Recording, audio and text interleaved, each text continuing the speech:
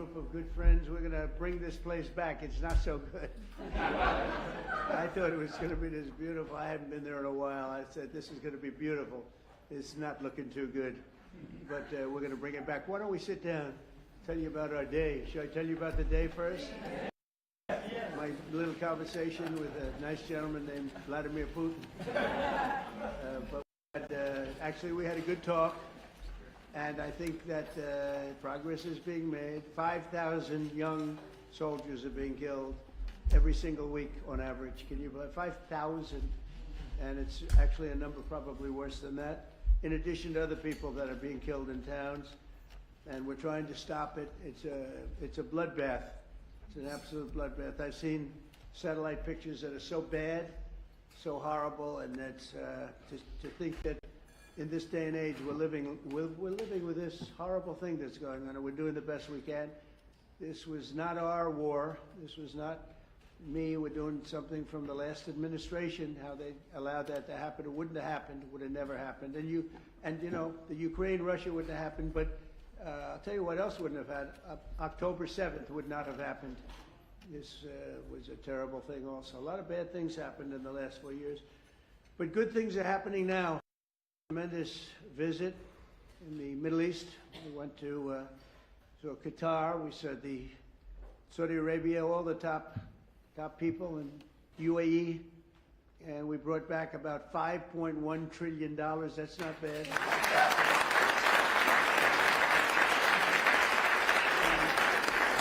And it's being credited as one of the maybe the most successful visit that anybody's ever made to any place. There's never been anything like this. Hundreds of planes, big wide-body planes ordered. Boeing, getting them from Boeing, but I think an order of 148 planes. It's a lot of 777s. Those are the big ones, or the 787 Dreamliners, and orders of everything. The AI is going wild. I hope it's as good as people say, because otherwise some people are going to be pretty disappointed. But it seems like it is. A lot of smart people are doing it. But massive orders into our country. We did 1.4 trillion in one case. We did 2 trillion in another case. Numbers that nobody's ever really heard of before. And our relationship is fantastic with those three beautiful places. I mean, they're incredible. Money is like no place else probably anywhere. Well, we have more money, but we didn't use it right. But that's all right. Now we're starting to. We were losing in trade $5 billion a day, and now because of tariffs and other things, we're making $1 billion a day, and the tariffs haven't even really kicked in.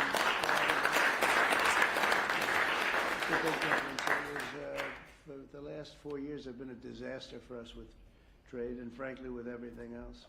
So we're here for a different reason tonight. We're going to have to fix this one too. We're fixing everything. We're going around Mr. Fix It, Mrs. Fix It. Anybody want to join me? But the Kennedy Center, when I said I'll do this, I hadn't been there. That's the last time I'll take a job without looking at it. And but it's got a tremendous amount. Lindsey Graham and some people put in the budget either 200 or $250 million. Money was spent there. Tremendous amounts of money was spent there over the last 10 years. I don't know where they spent it. They certainly didn't spend it on wallpaper, carpet, or painting. And they had over $200 million was spent. So I don't know what's going on. Pam, are you here? You hear that? Look, when I hear that, I say, what? Where? Pam, where did all this money go? It's crazy. It's crazy what's happened with our country in that regard. You know, it's to build things. Go back to the Wollman rink. They went for years, 12 years without getting a rink, and I got it built in 3 months for a fraction, like a tiny fraction. They had spent over $20 million. They never got it opened. I said, I want my kids to go ice skating before they're too old. They don't want to go ice skating. And I used to watch it from my window. I used to watch people, nobody working, and spending money like crazy. And as you know, I got it built very quickly. This is well, maybe a more difficult. That was pretty easy, actually. We had cement mixers from the rink all the way back into Harlem. We poured one contiguous pour over a period of a day and a half. Yeah, they would pour a little section, then another little section, and when they put water, it all leaked, surprisingly. So it was fun, but I love construction. That's, I guess, why I like this a little, because we're going to have to redo it. So I'm honored to welcome exceptionally talented and committed group of patriots. You're amazing people. This is an amazing board, I'll tell you. And I got so many calls from people, could I get on the board? You have a lot of people that are not so much in love with me right now because I couldn't get them on the board. But because the board is taken. But we're going to turn it around, and the Kennedy Center Board of Trustees, you're here, and in many cases you have your spouses. And I want to thank Rick Grinnell. Where's Rick? Where's Rick? Hello, Rick. He did a great job. He used to walk into the Justice Department with stuff under showing all the horrible things that had gone on in our country. He had a lot of courage. And he's with me for a long time, different things. He seems to be a troubleshooter. I say, how about Kennedy Center? Let's fix that one up. And tremendous strides have been made. You'll be hearing about that in a second. But I want to thank the entire board for the incredible work and all the fundraising efforts. We're going to raise some funds, but we're getting a lot of funds also from Congress because they want to see this thing good. You know, we have the 250th year anniversary coming up, and this building is going to be a primary focus in D.C. Got the potential for greatness. If it didn't, I wouldn't have done it. But it has a great plan. It's got great sound. It's got a lot of things that, you know, if you don't have good sound, you can forget it. You're never going to. They've been trying to do things over at the at Lincoln Center. All my life I've been watching. They rip it down, build it up, rip it down. You know, some of the greatest sound of buildings built in the 1850s out of pure marble. And you get up and you can just talk lightly and they hear you back 100 rows. But I think there's a certain amount of luck. You hire sound engineers, they get a lot of money, and then you open the building and you can't hear anything. So we're going to do some good things, but the basics are there. The location is phenomenal. The importance of the building is phenomenal. And we'll have some very interesting plans. I always thought they should have built a beautiful performing center, open air, facing out over the Potomac. They didn't do that. They built these crazy rooms underneath. They built 3 tiny little stages, very expensive. Someday maybe somebody will occupy one. They're underground. In fact, when I looked from a distance, you know, you see these like hubs, concrete hubs, and I thought it was modern art. You know, well, here we go with the modern art blocking everybody's view. And when I actually went over there, I said, no, it wasn't modern art. It was meant for a door to be in, so you go down to these rooms. So I don't know what the hell they were doing, but they spent a lot of money, and it's just not possible that they could have spent it so poorly. But we're going to turn it around. That's what I love doing. I love turning things around. Turnaround artist. I'm doing that with the country. Believe me, we're doing a job. We are hot.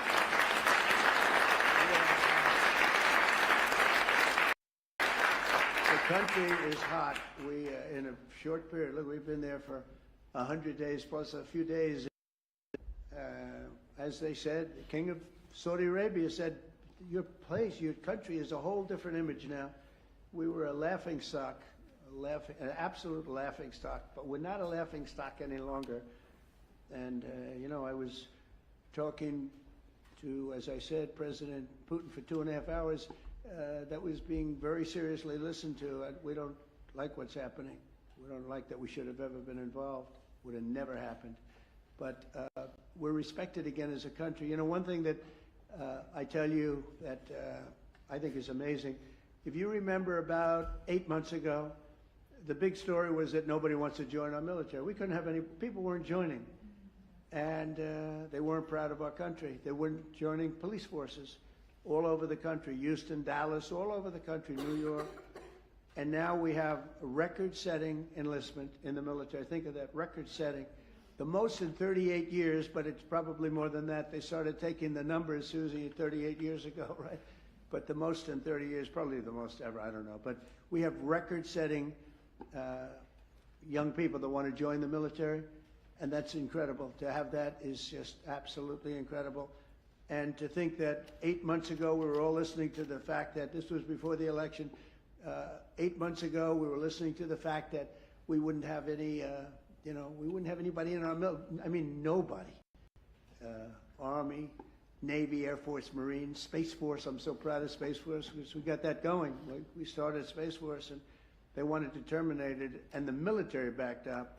And they said, you're not going to do that. We were third in space, and now we're number one in space by a lot. They've done a great job. They had some great commanders in Space Force, but ultimately it's going to be one of the most important things we've ever done because it's all heading to space. And I'm not talking about just experimental things that we do, because a lot of people don't understand that. We can understand that. But we're, in terms of defense and offense of our country, it's going to be very, very important. We're number one in space by a long shot. The Kennedy Center mission is to be the crown jewel of the arts and culture in our nation's capital, and under our new leadership, we're going to take this revered institution to heights that it's never seen before. I think we can take this to really because we have the right place. We have all the politicians, and then we have the people that want to get to know the politicians for lots of bad reasons. And, we have everybody here. You have to be here for something, sometime. I've got total confidence in the just great team that Rick and the group have put together. Sergio's done fantastically. We're especially pleased to be joined tonight by Secretary of State Marco Rubio, great guy.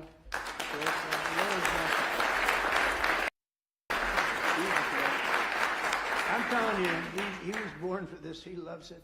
You see him, he's in one country, another country. I think he loves it. But he's so respected everywhere he goes, and I know how tough he is because I used to have to be up there with him. He was not nice. He was a tough one. He was as good as you get. I didn't know that we would end up being this close. We like each other. I think I can speak for him. I can speak for myself, but I like him, and he's done a fantastic job, and he's really, really working. And we're getting relationships that we lost that were very important for us in many ways. And so I want to thank Marco, and Marco's on the board, Attorney General Pam Bondi, who I've known so long, and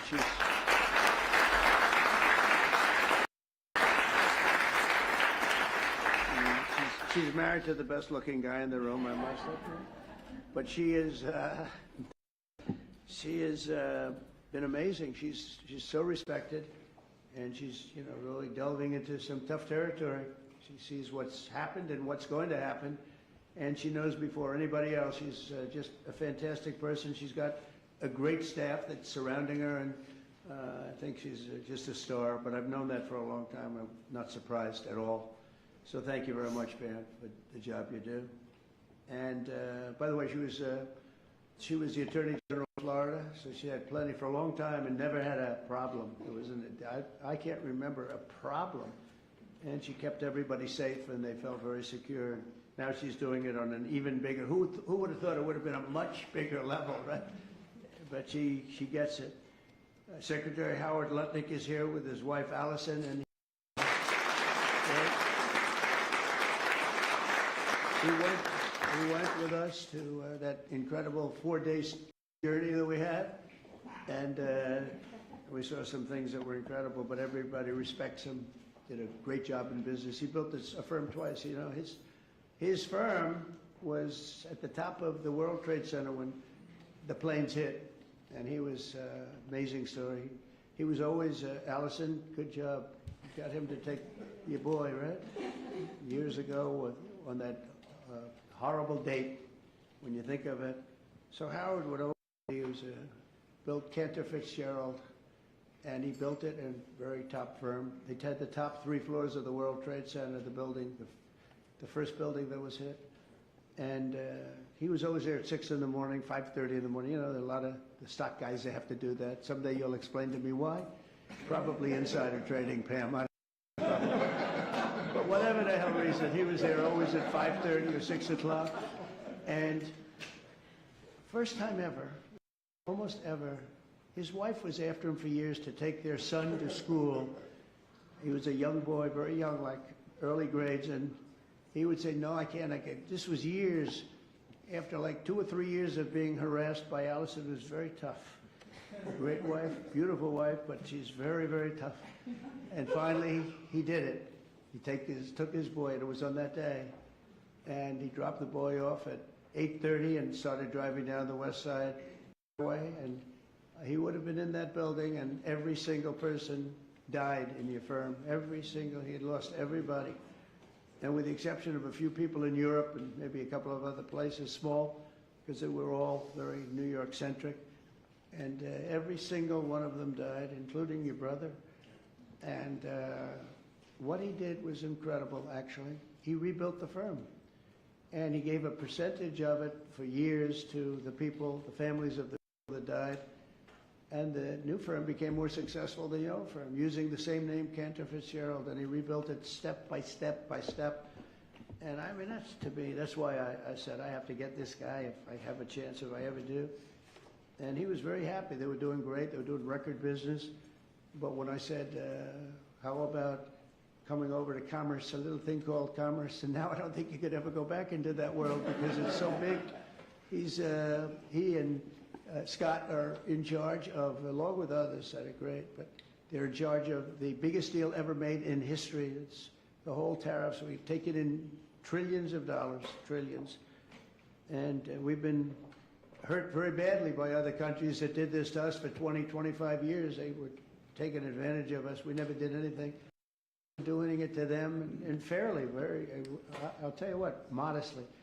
But we'll be taking, and we are taking in right now, 25% in cars, 25% on steel and aluminum, 25% on other things, and that'll be going up to 50, 75, maybe 100 in some cases. We have to get our pharmaceutical industry back. Once we establish that in another couple of weeks, it'll start roaring back. It's already roaring back because they know we're doing it. And it's really been, you've done a great job. But he said to me the other day, this is so big. These numbers are big. Cantor Fitzgerald doesn't look so big anymore. Numbers, we talk in the trillions now. Think of it, $5.1 trillion. Nobody talks, but we're talking big numbers, and he's doing a great job. He did a great job before. Chief of Staff, Susie Wiles, she's considered the most powerful woman anywhere in the world.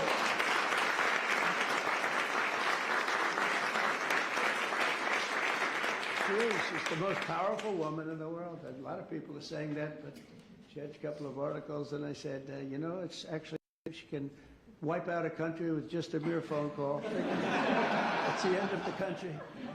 But she's great. She's been, I mean, I knew because we won Florida 3 times and won it. You know, Florida didn't used to be a red state. It was a blue state. When I first ran, that was a blue state. And now it's a seriously red state.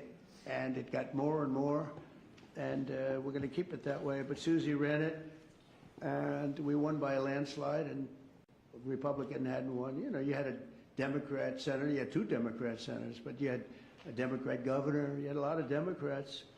And so we won in a landslide. I said, good. Then the next time I won again in a much bigger landslide, and anybody I endorsed also won. And I said, that's good. And then when it came time to do this, after the election was rigged, the second one was rigged, whether you like it or not, it was rigged like nobody's ever seen. And now people are seeing it. Now people don't even fight me. You know, they used to say, sir, it's not really that nice to say. I'm honest, it was rigged, and unfortunately that's what happened. You look at some of the things that happened, all of these things would have never happened. But when it came time to thinking about doing it again, I didn't think I'd have to do that. I said, you know, I think I can take that woman, my friend now, but at the time I didn't know. Her father was Pat Summerall, who was a great football player, was probably a greater announcer for 28 years for the NFL. But that tells me, you know, because I'm a big believer in the genes, person's genes. And Susie was, I said, you know, let's use Susie. She did a great job in Florida for me twice. We beat every Democrat by numbers that they never saw before. I said, let's use, and she took over and she did great. Chris was fantastic, but she had a group of people that she brought with her, and there was no looking back. We started off leading by a lot, and bigger and bigger and bigger. We had a couple of challenges that didn't work out too well. Worked out well for us, but Susie was fantastic, and now she's the chief of staff of the president, and she really makes it work. And she's the first woman, this is shocking to me, because, you know, I thought we were beyond that. First woman chief of staff in the history of the country, right?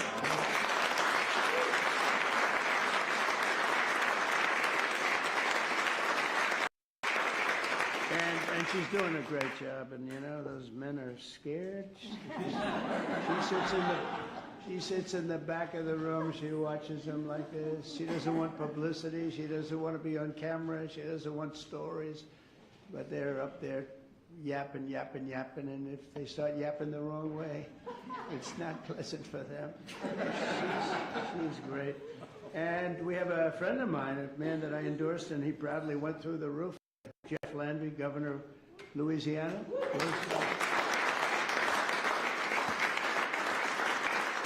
Did my endorsement mean much? When I endorsed you, he became a rocket ship, right? We avoided, what I say? We won in the first round. Yeah, it was good. We didn't want to run, we didn't want to go a second round. He went up and won everything, and he's a great governor, great attorney general, great governor. So it's great to have you. And so many people here that we're not going to do that, but we may play around in a little while because we're going to have some fun tonight, and we'll talk about this, but we'll talk about other things. But we might talk about some of the questions you may have. We're looking to get the one great, big, beautiful bill. It'll be the greatest tax cuts in history. If we get it, that means the Democrats will have stopped us, and that means people will get a 68% tax increase, the largest in history. And if we do get it, we're going to have the largest tax decrease in history. And all my life, I've watched politicians screaming, "We will cut your taxes." This is the only group where they say, "We're going to raise your taxes," and they think they're going to win. There's something wrong with them. I don't know what the hell. We're going to raise your taxes. And people say, "That's strange. I've never heard it before." When we took over in recent months, the Kennedy Center was in dire shape. As I saw on my tour a few weeks ago, the building is falling apart. I don't want to scare people. It's in fine shape, but it's falling apart. It means, you know, we have to see, you know, we have Les Mis. We're opening up with Les Mis and some other things. We have Mrs. Fisher here, and she said, "You know what works? Anything Broadway." So we're signing Phantom of the Opera. We're signing a lot of great Broadway, and we'll have them run for a while. And I think we're going to do very well.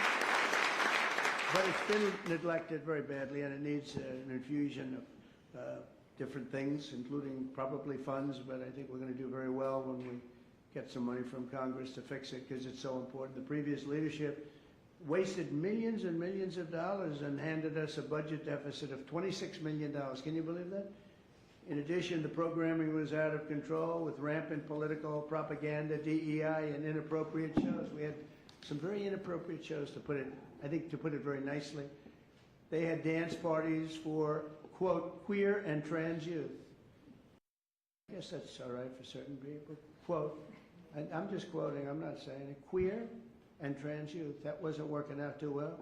They had a Marxist anti-police performance, and they had lesbian-only Shakespeare, which is different. Who thinks of these ideas? It's different. Oh, we're bringing our country back so fast. The military is so much better. Everything is just gone. They had people $500,000 a year to teach DEI. Just 12 weeks, our new board has balanced the budget. Think of that in 2026 budget. That's a pretty good job.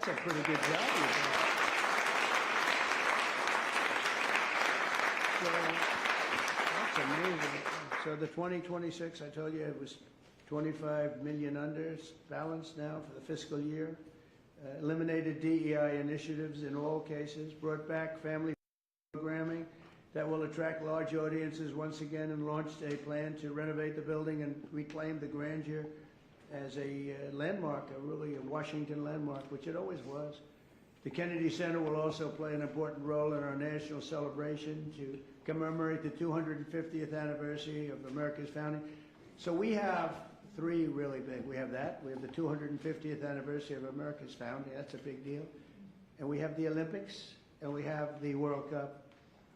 And, you know, maybe I got lucky because I got the Olympics and I got the World Cup. I did nothing to help the 250th anniversary. If I take credit for that one, then you'll say, I think he's exaggerating. But two of the three, I absolutely, I got the Olympics, I got the World Cup. And I said to myself when I got them, it was my first term I got them, President Obama would not take the calls from the Olympic Committee refused to take the calls. I think because he traveled to Oslo or wherever he went, and very far away, in order to get the Olympics, previous Olympics. And I said, well, that's great. That means we got it, because what president would travel to come in fourth place, which is what we came in, fourth place. And so he was so angry he wouldn't take the call. So I got a call from, at the time, the mayor of Los Angeles. Los Angeles is not looking too good with the water. We just sent so much water down their way, they didn't want to take it because it was bad for the environment. I said, no, water's good for the environment. They would have had it, when I told them to get it, they wouldn't have had the fires, or it would have been very small. But we took so much, and we were looking at the Olympics, we were looking at other things, and Obama went there, and all that travel, all that everything. And think, who would go there unless you know the answer? You have to know. You can't be embarrassed as president. No president's ever done that. And I give him credit, he went, but he should have known the answer. Let's go deal making.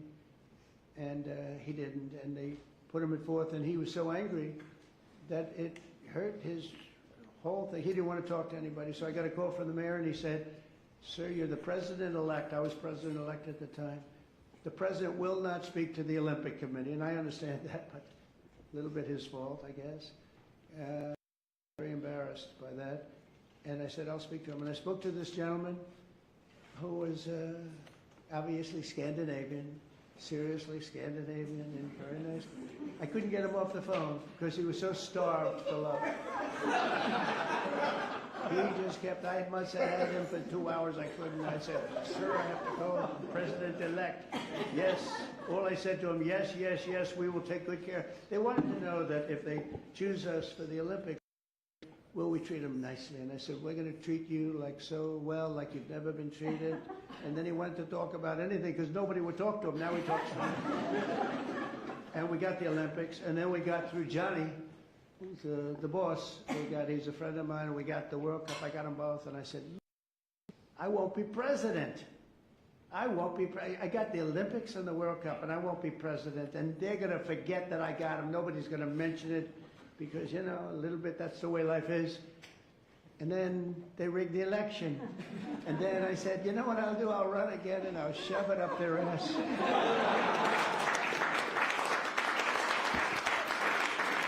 And that's what I did. And all of a sudden, I then realized, I said, you know what? I got the Olympics, I got the World Cup, and I got the 250th. Look at the way this works out. So if they would have left us alone and wouldn't have cheated on the election and wouldn't have, I would have been retired right now. I would have been happily doing something else. And instead they have me for 4 more years.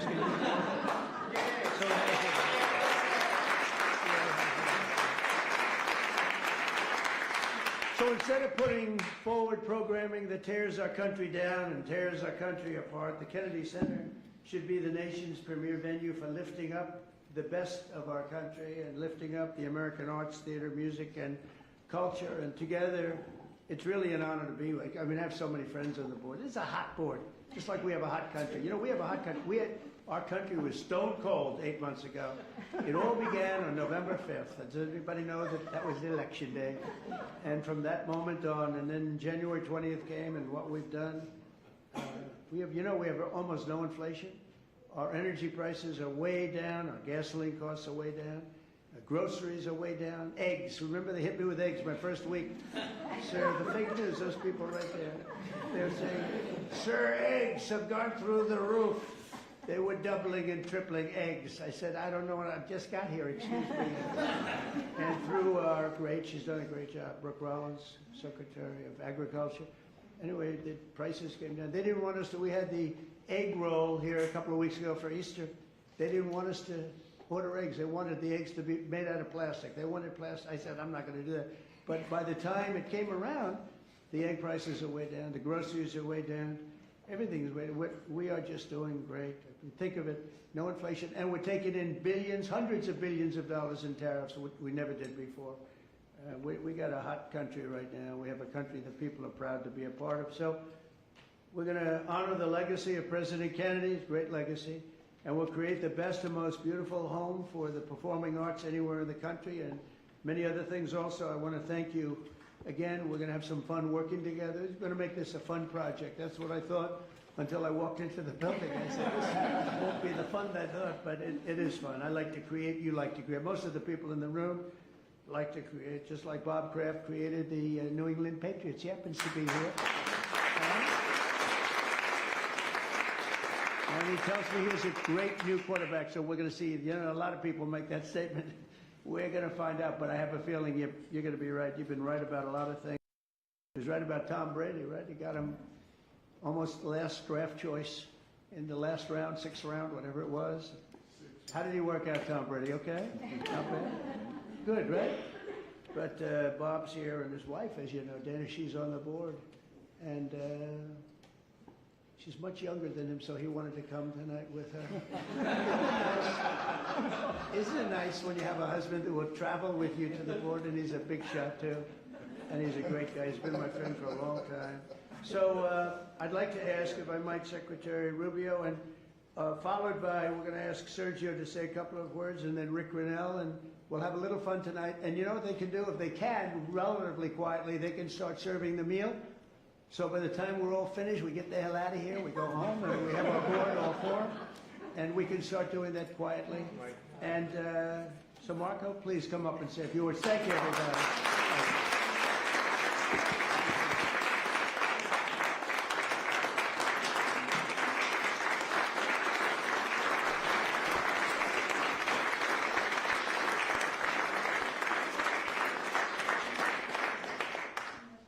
Thank you all for being here tonight. It's an unusual day. You know, it's not often you wake up in the morning and your first meeting is with the Pope and your last meeting is a dinner with the President of the United States. That's a heck of a day.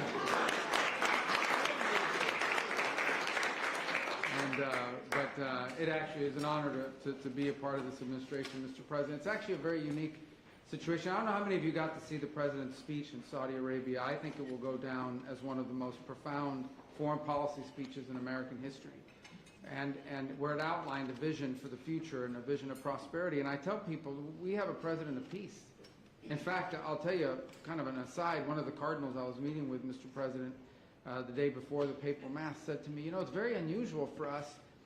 It's, you know, we have an American president that wants peace, and it's some of the Europeans that are constantly talking about doing war stuff. So it's kind of the world's upside down in their mind right now. It's usually the other way around.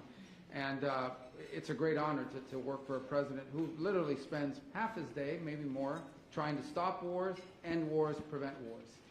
And it's an extraordinary thing to be a part of, and thank you for your leadership on that front. He's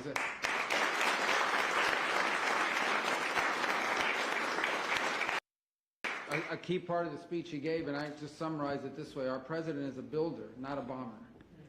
He wants to make things. He wants to build things. He wants people to have prosperity and to be happy. And frankly, he knows we have to have national defense because, of course, that's the world we live in.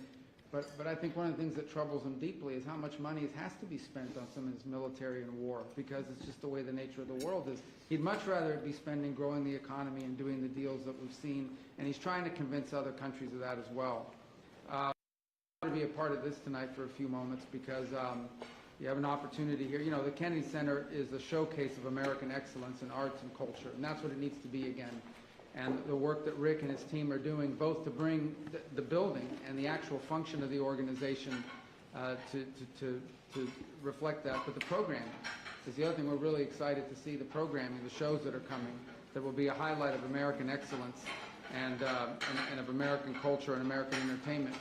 And just so you know the influence that American culture has around the world in a positive way, a few months ago, the President hosted the Prime Minister of Italy down in Florida, and her English is excellent, very good English. And I asked her, why is your English so good? How it's really good. You know what she said? You know where she learned English? Michael Jackson. Not from him, not like personally, he wasn't doing the lessons, from his music. But what it tells you is the American culture has on the world in such a positive way, and it can have such an influence. And the Kennedy Center is a showcase for it. So we're excited to see what you're leading here, and all of you contributing towards that. And we're excited to see also the restoration of that building. That really should be a showcase and something that we're proud of. That when people come to Washington, when people come to America, they want to see the shows that reflect the greatness of our culture and society, and in the building. run by an organization that is reflective of excellence as well. It's an honor to be here tonight. I want to thank all of you for contributing to this, because it's important that this board and everyone that's involved in it, and Rick and his team, are doing a great job of making sure that your dollars and everything you've made possible will be well spent, so we'll have a treasure in our hands for future generations. I think, Sergio, you want to come up here now and tell us about Sergio Gore personnel.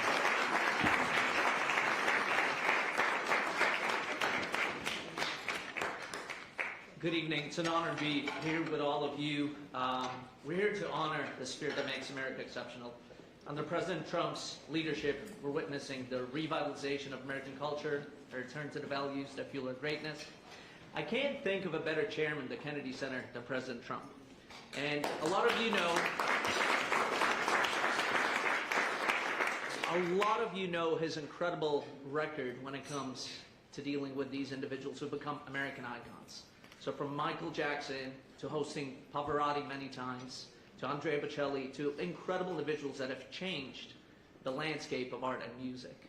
A couple of years ago, we were publishing a book, and it was called Letters to Trump. And we would open a box that's been closed for decades. And the letters that would show up in these boxes were just absolutely incredible.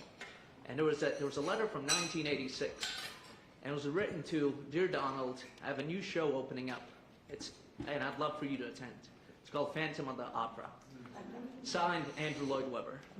And so there's nobody more qualified to lead this institution than President Donald Trump. America's had an incredible run for the last 250 years, minus the last 4 under the previous administration. And so we hope under his leadership, under his vision, under this entire team, the next 250 will be just as great.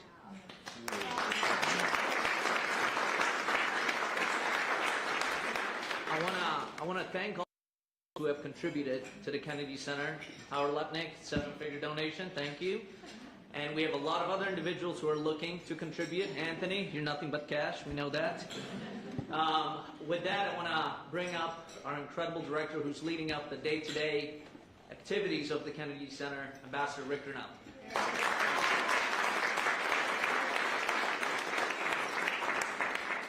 I'll be very quick. First of all, how great is it to have a president who actually cares about the Arts Center? That's what I love best, is that he actually cares. He came, he saw the problem, and he immediately said, "I'm going to call Congress and we're going to try to fix it." This is traditionally a Democrat territory, except President Trump says, "I want to do this."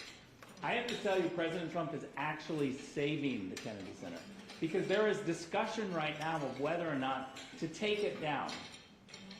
The deferred maintenance of the Kennedy Center is criminal. It has been terrible. Mr. President, we said today in our board meeting, our great new CFO went through the 24 and 25 budgets of the Kennedy Center and found $26 million in phantom revenue, fake revenue.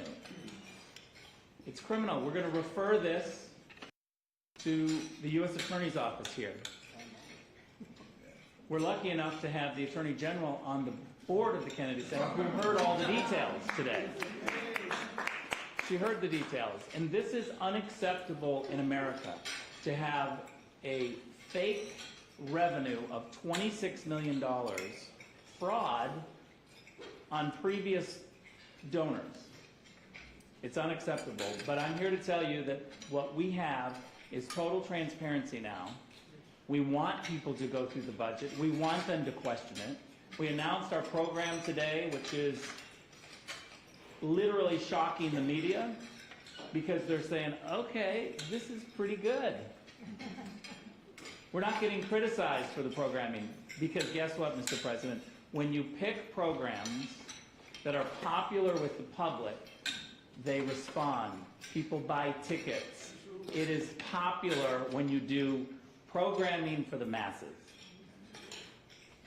As I said today, I am somebody who loves niche programming in the arts. I am somebody who embraces it. It's not for everybody, but I like to be challenged by the arts. I like it when somebody can teach me and make me a little bit uncomfortable in a show.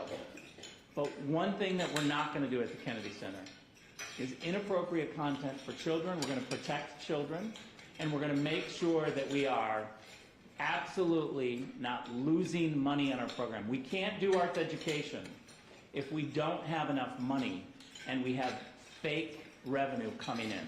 So I promise you, and this board today responded incredibly well. I can't thank you all enough. Jennifer, thank you for being the chair. Thank you for every single board member. Your commitment is amazing. And as President Trump said, we're going to do great things. Everyone needs to go out and buy tickets to Les Mis and Porgy and Bess, which are currently being right now about to launch. We're building the stages, and we're getting ready to have premier entertainment at America's premier arts institution. Thank you very much.